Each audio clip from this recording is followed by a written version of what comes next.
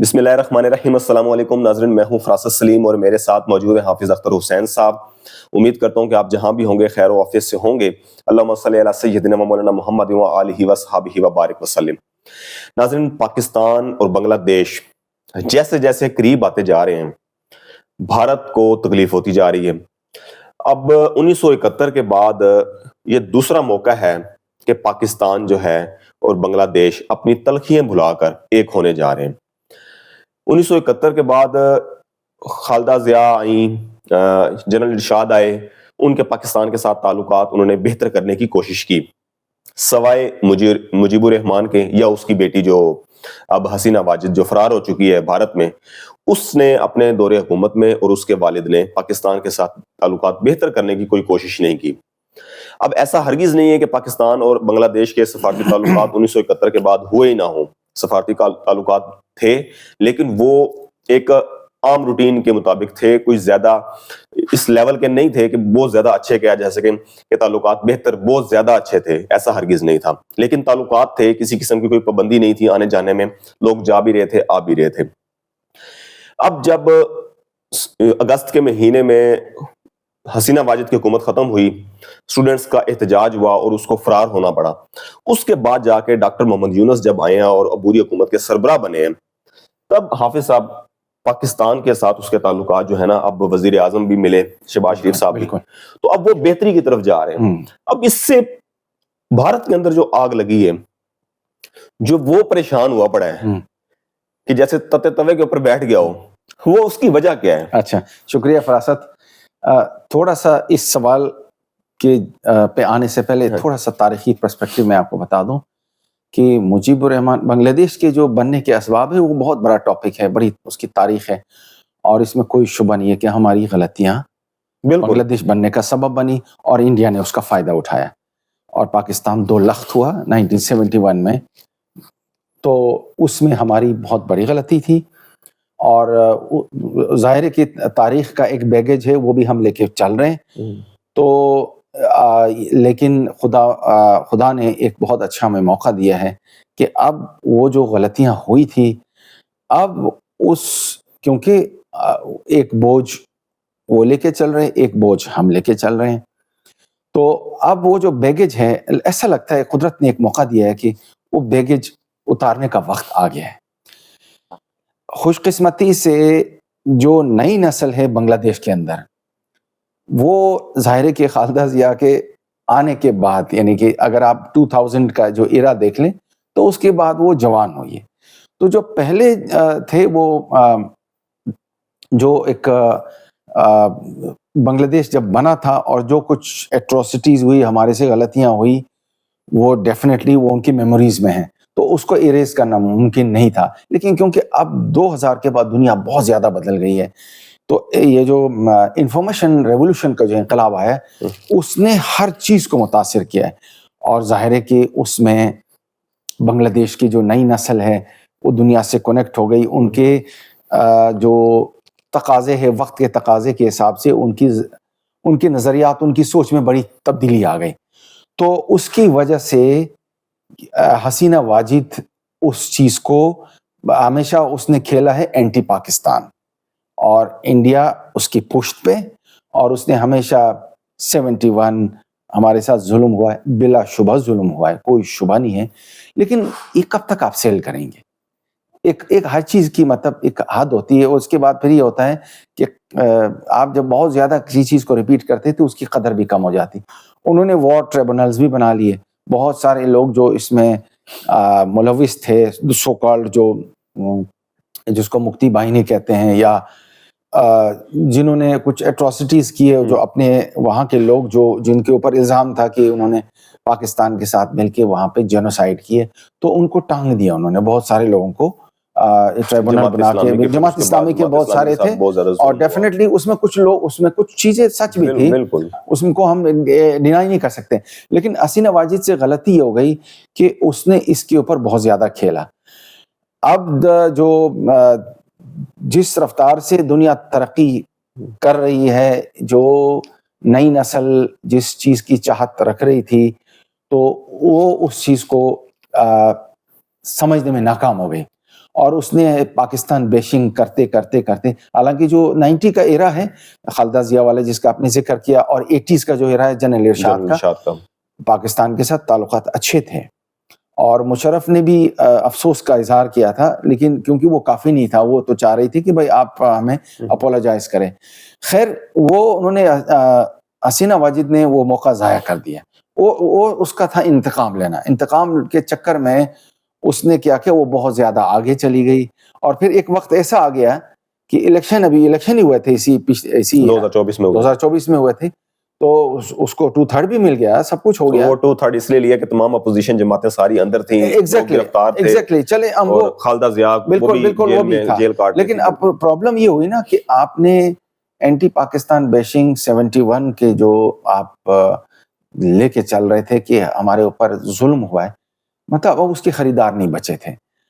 Election تو آپ نے چلے by hook and by crook آپ نے جیت لیے، لیکن جو نئی نسل پروان چڑھ رہی تھی اس کو اس چیز سے کوئی دلچسپی نہیں تھی.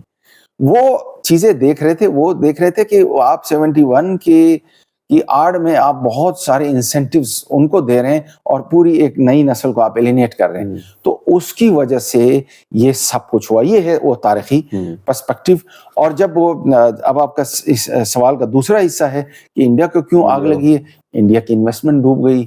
ان کا خیال تھا کہ 71 کا جو زخم ہے وہ کبھی نہیں بھولیں گے، لیکن یہ ان کی بھول تھی کہ تاریخ کا دھارا بدلتا ہے، وقت بدلتا ہے، غلطیاں قوموں سے ہوتی ہے لیکن آگے بڑھنا ہوتا ہے. وہ شاید یہ سمجھ رہے تھے کہ اس 71 کے اوپر ہم یعنی پاکستان کو بنگالیوں نے ہمیشہ کے لیے انہیٹ کر دیا ہے، آئسولیٹ ہو گئے. اب بنگلہ دیش کے لیے بنگلہ دیش کے دل میں، بنگلہ دیشیوں کے دل میں، بنگالیوں کے دل میں پاکستان نام کی کوئی شے نہیں ہے. لیکن وہ اس سے بڑی غلطی ہو گئی. اور یہ جو انویسٹمنٹ انہوں نے حسینہ واجد کی شکل میں کی تھی وہ بس وہ ختم آ گئی. ڈوبتی نظر کے آ رہی ڈوب گئی ہے ان کی خلیج بنگال میں. اس نے کہا تھا اندرا گاندھی نے کہا تھا کہ ہم نے 2 نیشن تھیوری کو خلیج بنگال میں ڈبو دیا ہے. تو اب ہوا یہ ہے کہ جو انویسٹمنٹ حسینہ واجد کی شکل میں انڈیا نے کی وہ خلیج بنگال میں، بے آف بنگال میں، وہ سمجھ لے وہ ڈوب گئی. بالکل.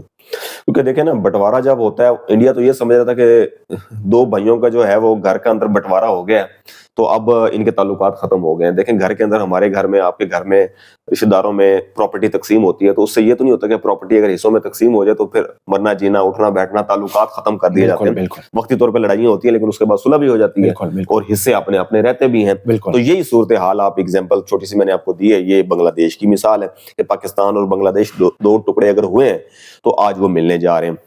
اب حافظ صاحب میں آپ سے دوسرا سوال یہ کروں گا کہ بھارتی میڈیا ایک 2 روز سے بہت زیادہ پروپیگنڈا کر رہا ہے، وہ دعویٰ کر رہا ہے کہ بنگلہ دیش ڈھاکہ اسلام آباد کے بہت قریب ہو رہا ہے اور پاکستان کی فوج سے وہ بیلسٹک میزائل کم فاصلے پر مار کرنے والے، وہ اس کی ڈیمانڈ کی ہے اور وہ ان کا معاہدہ ہونے جا رہا ہے، وہ ان سے وصول کرے گا اور پھر اس کو استعمال کرے گا بھارت کے خلاف. بنگلہ دیش استعمال کرے گا بھارت کے خلاف. اس کی حقیقت کیا ہے؟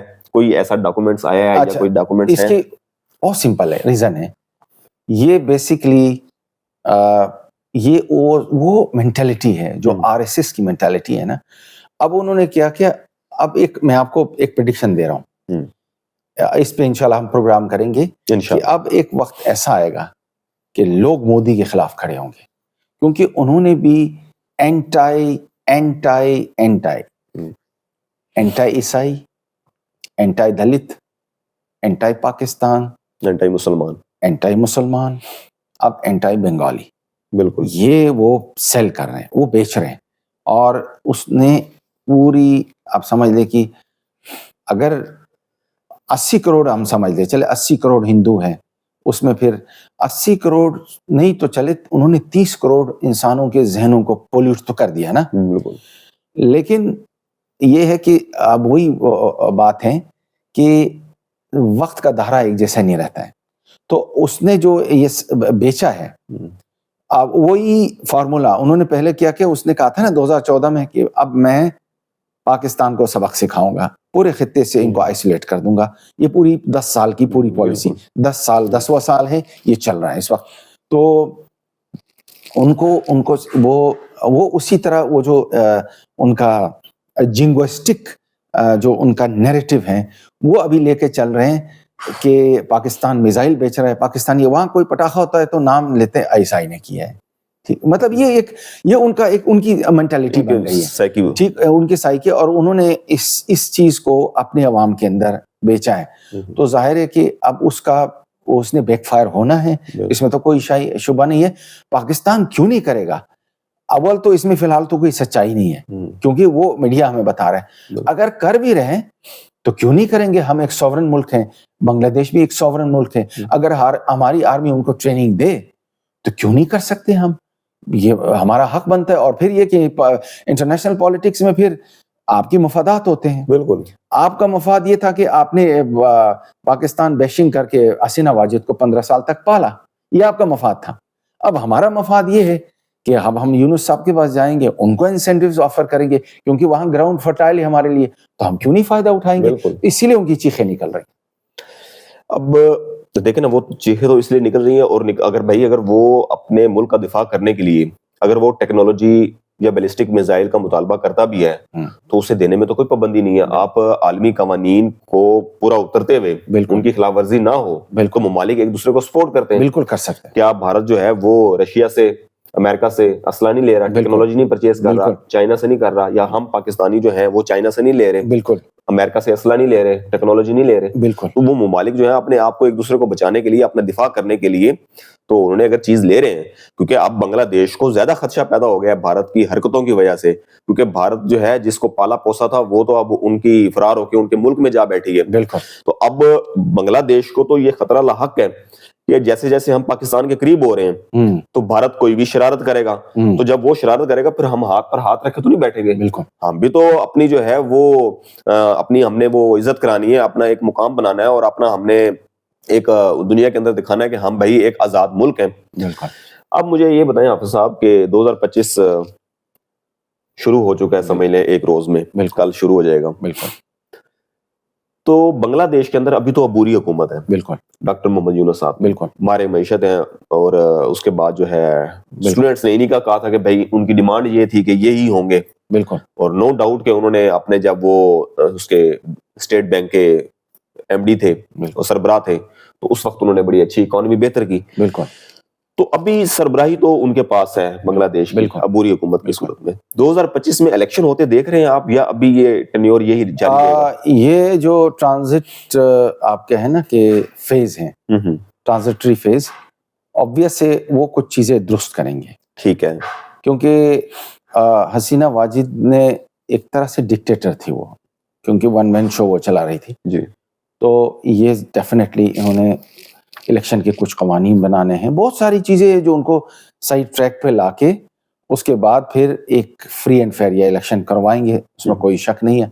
अगर हसीना वाजिद जीत जाए तो कोई इशू नहीं है, लेकिन उन्होंने अभी इस साल के आखिर में, डेफिनेटली इस साल के आखिर में या 2026 के बिल्कुल शुरू में इलेक्शन वो करवा देंगे, क्योंकि अगस्त में आए ना ये अगस्त में आए। बिल्कुल। तो एक साल तो जाहिर बात है कि टाइम होगा, चीजें सारी ट्रैक पे बिल्कुल बिल्कुल ऐसा इतना आसान नहीं है। 2025 के आखिर में देख रहे हैं इलेक्शन, या 2025 के एंड में या 2026 के शुरू में जो है वो इलेक्शन हो सकते हैं, और उसमें वो बहुत फूंक के वो चल रहे हैं। यूनुस साहब बहुत सोच समझ के चल रहे हैं, और क्योंकि वो जब वो हर एक से वो अच्छे ताल्लुकात की वो कोशिश कर रहे हैं यूनुस साहब, तो इसीलिए इंडिया को में आग लगी है। तो पाकिस्तान को तो वो किसी सूरत जो है वो हाज़म करने को तैयार नहीं है, क्योंकि उनकी 2014 से पॉलिसी है। तो मोदी जो है वो कोशिश करेगा, बहुत कोशिश करे, लेकिन जितनी कोशिश कर रहा है वो हमारा फायदा हो रहा है। तो ये हमने पहले भी कहा था, आज भी कह रहे हैं कि थैंक यू मोदी साहब, थैंक यू बीजेपी, जब भी आपने हमारा काम आसान कर दिया था। बहुत शुक्रिया हाफिज साहब। नाज़रीन, आपने गुफ्तगू सुनी भारत और बांग्लादेश के ताल्लुकात जितने खराब हुए हैं, अब उसका फायदा ज्यादा से ज्यादा तो पाकिस्तान और बांग्लादेश को हो रहा है।